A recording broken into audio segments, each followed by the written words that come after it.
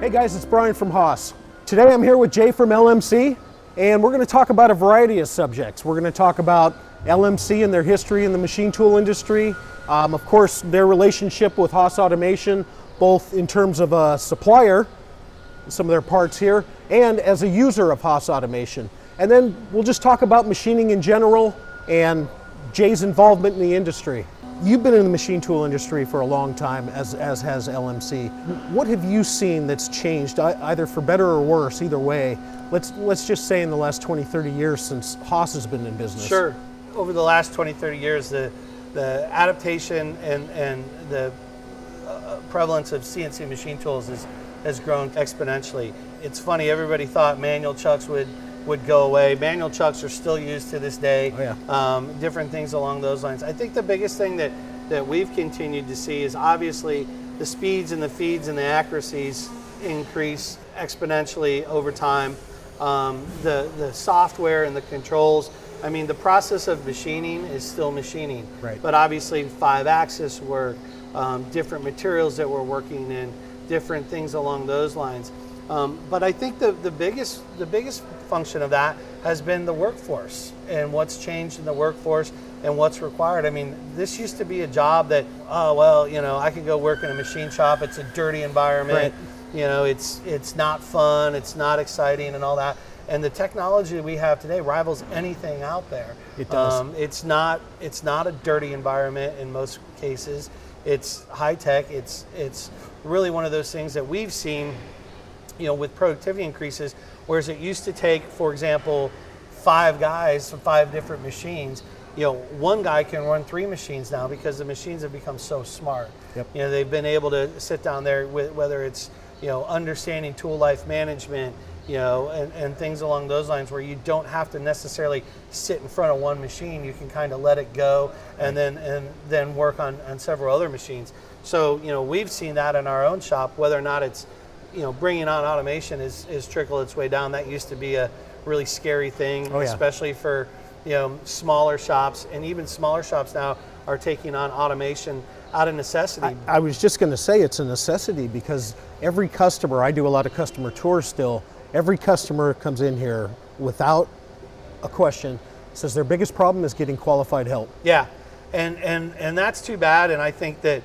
you know, we partner with our local HFO and supporting the high school, supporting the Gene Haas, the tech center, and the Yep. school with Vincennes, because we're starting to see those kids come out and people come out and graduate and have those skills. Yep. But we had such a skills gap that, you know, finally it's catching up and Yeah, it's getting but there better. were so many years with that gap. Yeah, it's, you know, if you don't plant seeds, you don't have corn. So, you know? so we do a lot of group tours here, and we have a lot of schools. We even go down to, in some cases, elementary school.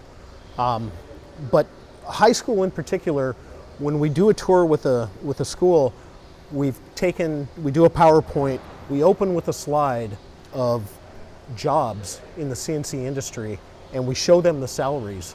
And you can see their eyes, they're like, whoa, I had no idea you could make that much money in manufacturing. Right. Because as you said, everybody still thinks machine shop, it's dirty, it's manual work, it's not skilled labor. But I think the tide's changing, just like you said, people are realizing. Without a doubt, and my first exposure and how I got into this industry is that I was working in high school. It was a summer job, and I started basically working in the what we called the storeroom, which was pulling parts, and you would have people pull the parts off to the job and send it out to the floor Okay. for assembly. Yep. and things along those lines. And so every summer I kind of came back, and as I learned more and I saw the parts, and you'd see these machines running around and all that, I said, well, I'd really like to try that. So, you know, every year I would continue to move along and try, you know, to learn a different machine, and that's really kind of how I came along, you know. And again, it started from, you know, it's cliche, but I was pushing a broom and pulling parts. Yeah, you start at the ground floor. You start at the ground floor, and then you see these parts that are being made, and it's really, it's become such a neat process. You know, I think that, you know, if you have any mechanical, you know, I mean, guys that like to work on their cars and build Yep. things and such like that, you know, it was a natural inquisitive thing for me. Right. to want to learn more about it. I'm engineer by background, started out at a different place before Haas and designing brakes for race cars. Okay. And what I got lucky because when I was doing design work and just, didn't know what I was doing, we had a manual machinist. He was from Romania, old school, went through the apprenticeship, the whole bit. I would design something and he'd come walk in his machine shop. His room was just one wall away. He'd come over and he'd go, "Brian, how am I supposed to machine this?" So, and his name was Louis. And I'd say, "Geez, Louis, I don't know. I got to be honest with you. I don't really know much about machining." And so he would drag me out, and it was all manual. He had a Bridgeport and some kind of manual lathe, and he would show me why he could not machine what I just designed, and that's how I learned. Yeah. And so I quickly graduated from that because I gained a bunch of machining knowledge, and I became the fixture designer for the company. So I got exposure to the machine shop. So I started building just basic fixturing for mills and graduated to horizontal machines and building tombstones and hydraulic clamping and all sorts of anything to make the operator's job easier and make things go quicker. Sure. Well, that's a classic. If you're not, if you're actually designing and building your own parts, the design engineers a lot of times can design things that are just unmanufacturing. Yes. Tolerance stack ups and things along those lines. Right. If you're trying to hold a tolerance, like, well, I'm going to stack this up 3 different times. I'm going to clamp it 3 different ways, and you're wanting me to hold this tolerance. Right. We can have the greatest machine tool in the world.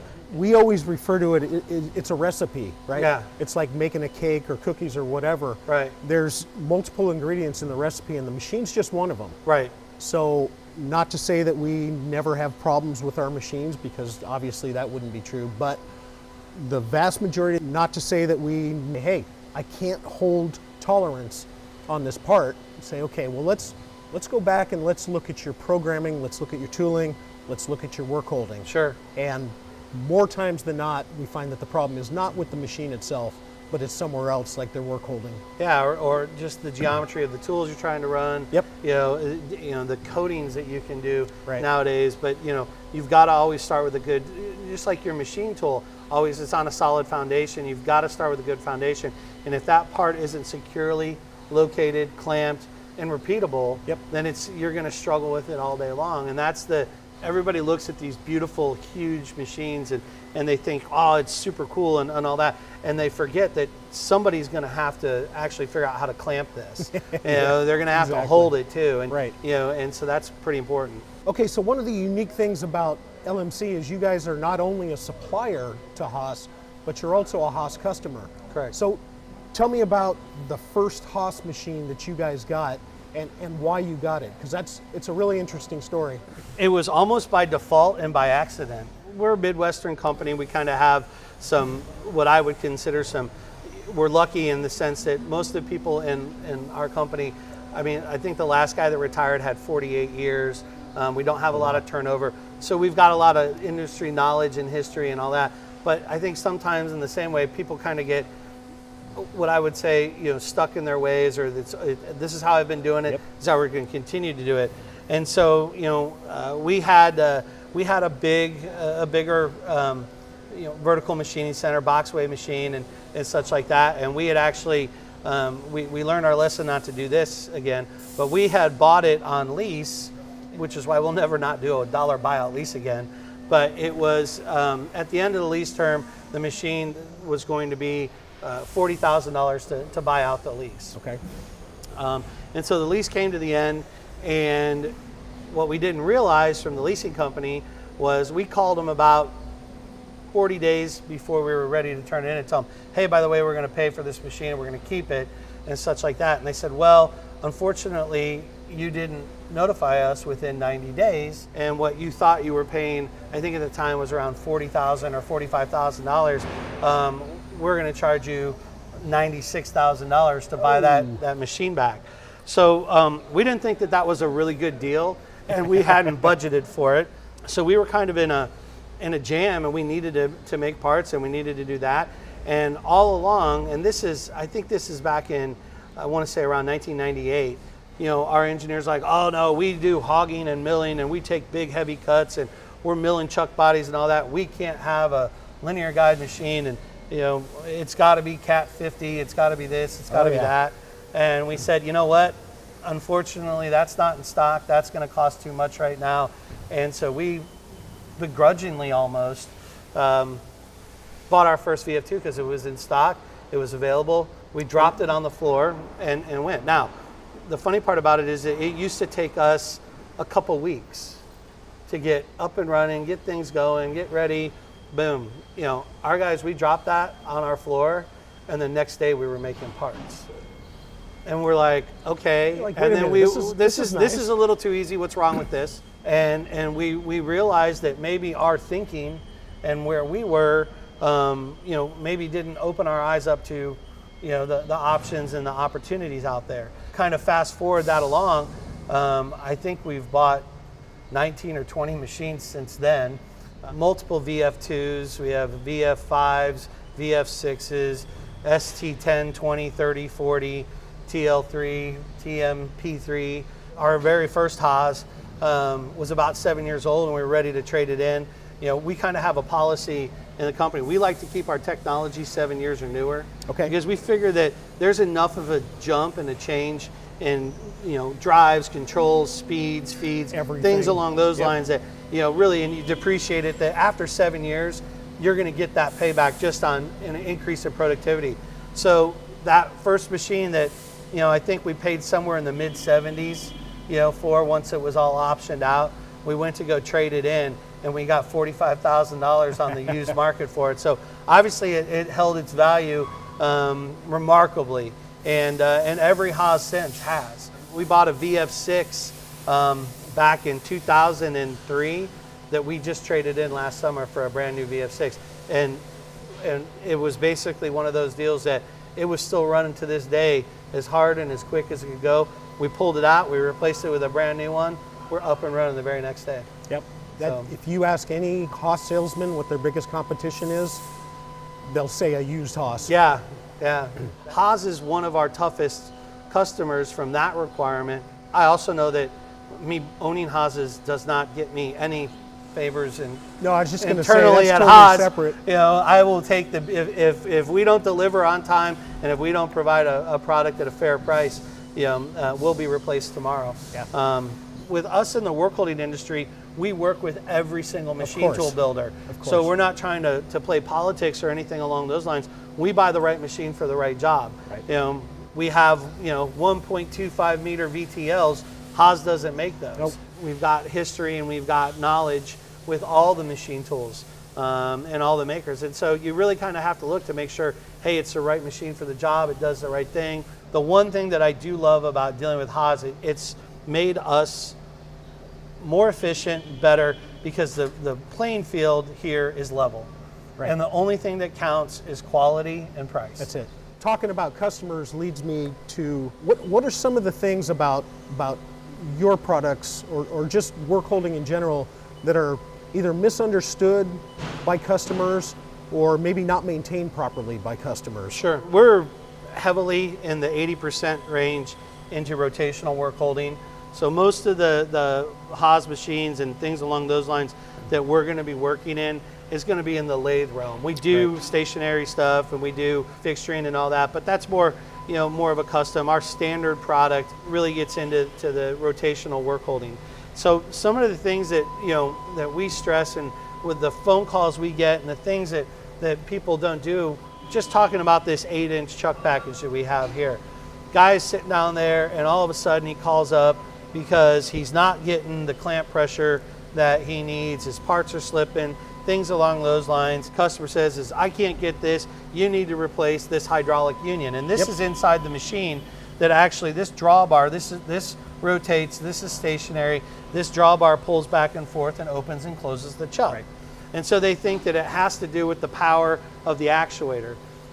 So they're always cranking up the pressure, they're overtaxing the hydraulic unit. So the first thing they do is they go down to the front of the machine and they crank that dial all the way. It's not holding apart, it's not doing this. Yep. Well, that does a couple of things. Number one, it just puts more pressure through the hydraulic unit and it creates more heat inside the hydraulic unit, which oil, the viscosity of oil sits down there, and as it gets hotter, it obviously thins out. Yep. So it's shooting so much more oil through, it's creating heat, it's doing all these things. It's not letting your hydraulic unit reservoir or chiller or anything catch up, Right. and you do continue to lose, hydraulic pressure. I was saying, then that ramp you starts doubled your going problem. down. That's right. You doubled your problem Yep. because you've sat down there and you thought initially what that is.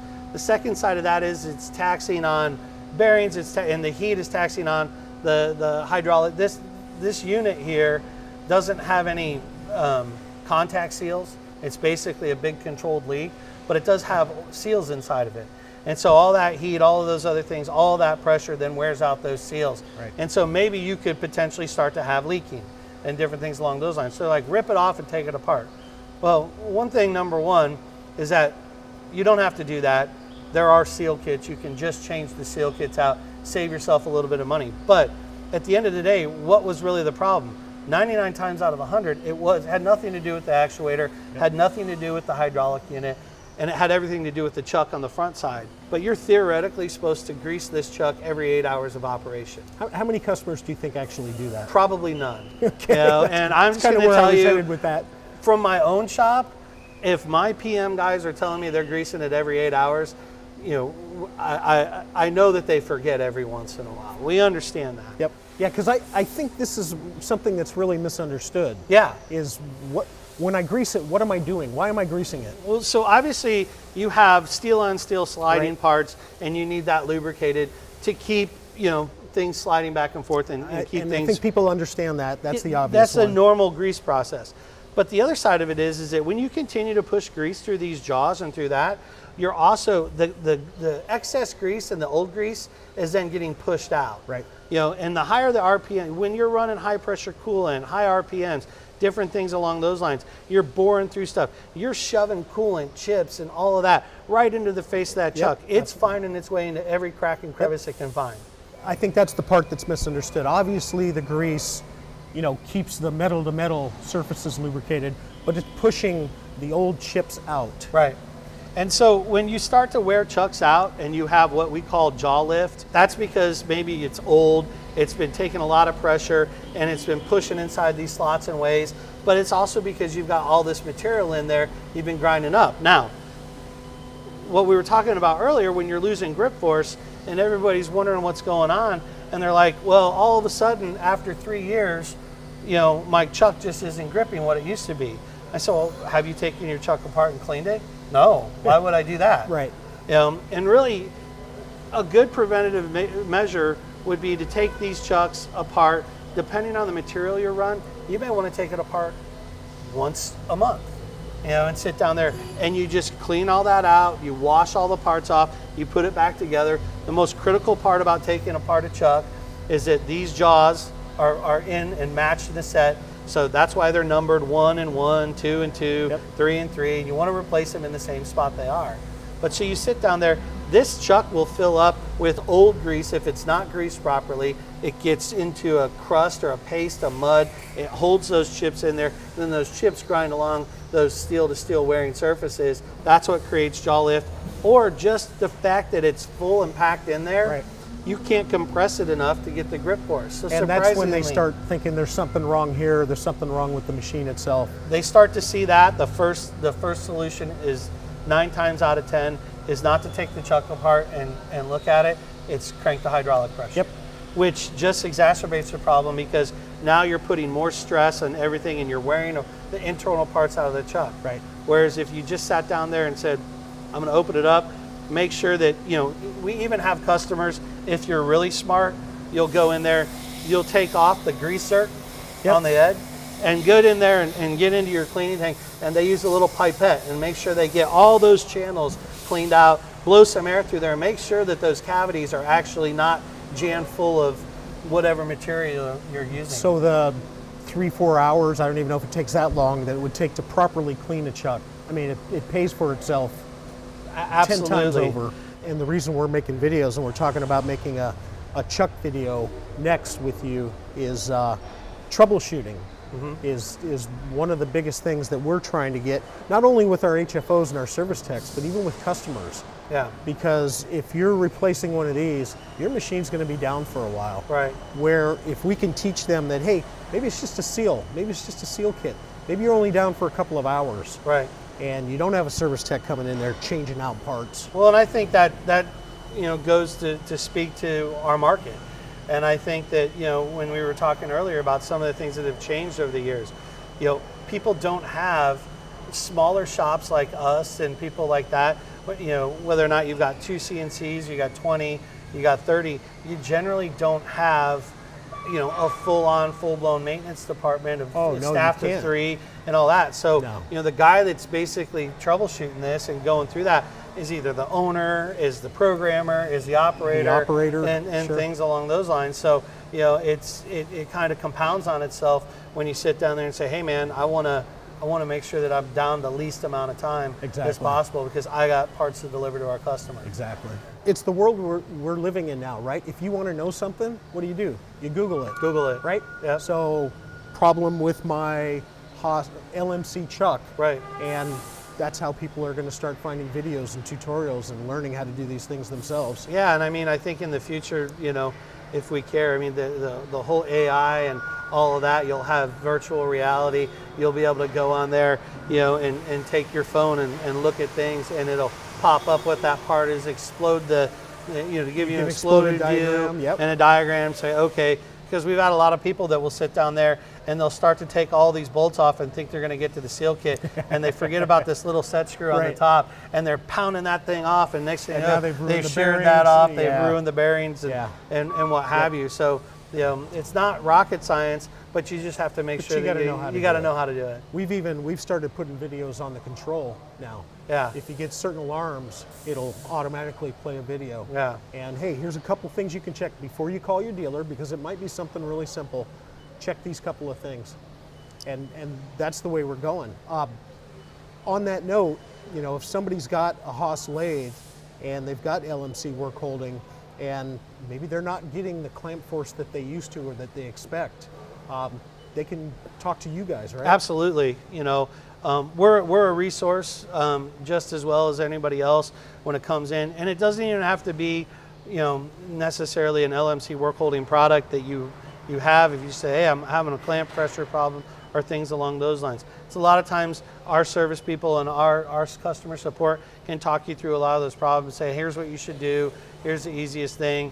We go on our website, you can pull up operational manuals if you've lost yours from the machine, or whatever. Yep. But in the same regards, I think one of the things we were talking about is that while this handles a lot, there are so many other work holding opportunities out there that people, you don't have to just think, oh, I can only do a 3-jaw chuck or that. There may be a better way to clamp it. So while a big majority of our business is the standard 3-jaw rotational or 3-jaw manual type chuck, there's a lot of other options. There's long stroke options, there's 4-jaw options, there's pull down features, there's different work holding pieces if you do a lot of shaft work.